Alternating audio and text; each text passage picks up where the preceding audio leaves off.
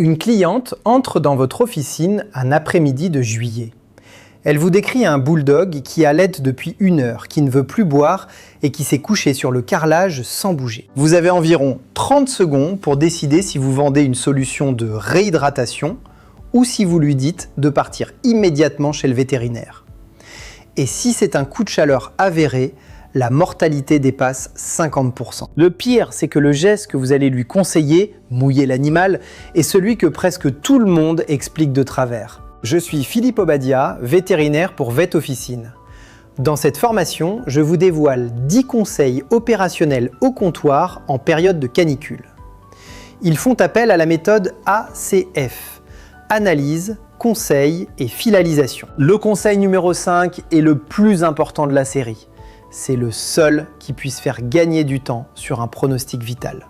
Nous terminerons par une revue de la méthode ACF complète, prête à l'emploi. Un rappel court parce qu'il conditionne tout le reste de votre argumentaire. Le chien et le chat n'ont pas de sudation cutanée généralisée. Leur thermorégulation repose sur la polypnée thermique complétée par le rayonnement cutané. Au-delà de 40, hyperthermie clinique. Au-delà de 41,5, lésion cérébrale et défaillance rénale. Entre ces deux seuils, il s'écoule parfois moins d'1 heure.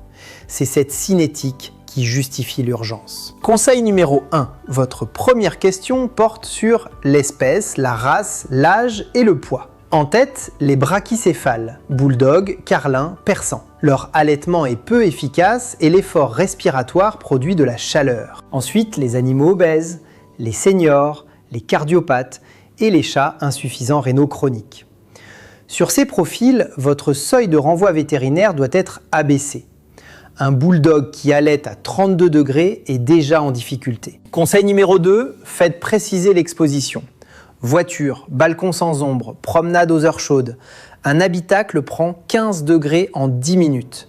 Si la paume de la main ne tient pas 7 secondes sur le bitume, les coussinets non plus. À partir d'ici, on entre dans le conseil produit. Aliments humides, brumisateurs, accessoires et enfin les réhydratants oraux sous-exploités par les pharmaciens. Conseil numéro 3, le conseil hydrique. Le besoin peut tripler en exposition prolongée. Conseillez plusieurs gamelles, eau fraîche mais non glacée. La fontaine à circulation continue est une vente associée durable, surtout pour le chat. Conseil numéro 4, le levier alimentaire. Un aliment humide contient 80% d'eau. Faire basculer vers une ration humide, c'est augmenter l'apport hydrique sans dépendre de la boisson volontaire. Fractionner en petits repas aux heures fraîches. Le conseil qui suit est celui que vous devez savoir expliquer par cœur. Il est mal réalisé dans la majorité des foyers. Conseil numéro 5, le mouillage. Premier point, température de 15 à 20 degrés. Jamais glacée. L'eau très froide provoque une vasoconstriction qui piège la chaleur au centre. Déconseillez formellement les bains glacés. Deuxième point, les zones. Ciblez le ventre, les aines, les aisselles et le cou. Arroser le dos est inutile, le pelage dense fait isolant.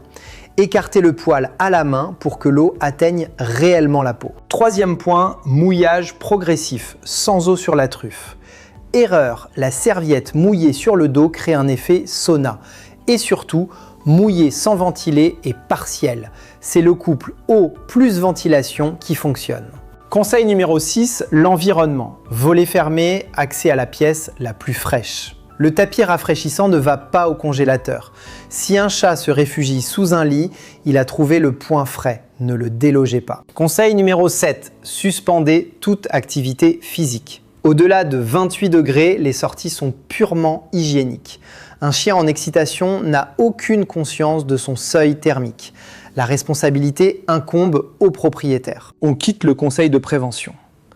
Les 3 derniers points concernent le repérage et l'urgence. Conseil numéro 8, enseignez 3 tests aux clients. 1. Le pli de peau. 2. Les muqueuses gingivales. 3. Les urines. La respiration gueule ouverte chez le chat impose une consultation immédiate. Conseil numéro 9, le protocole d'urgence. Message clé, on refroidit avant et pendant le transport. On ne part pas en clinique sans rien faire. Le refroidissement s'interrompt quand la température rectale redescend à 39,5. Conseil numéro 10, le suivi. Un animal peut décompenser jusqu'à 72 heures plus tard. Vérifiez les traitements en cours. Certains diurétiques majorent le risque. Au comptoir, vous intervenez sur la validation et le contrôle des posologies. En canicule, il vaut toujours mieux consulter trop tôt. Retrouvez l'article complet et la méthode ACF sur VetOfficine. Merci de votre fidélité. À très bientôt sur vetofficine.com. Et si vous voulez bénéficier de tous nos services, et ils sont de plus en plus nombreux, et nous soutenir, allez sur notre site et abonnez-vous.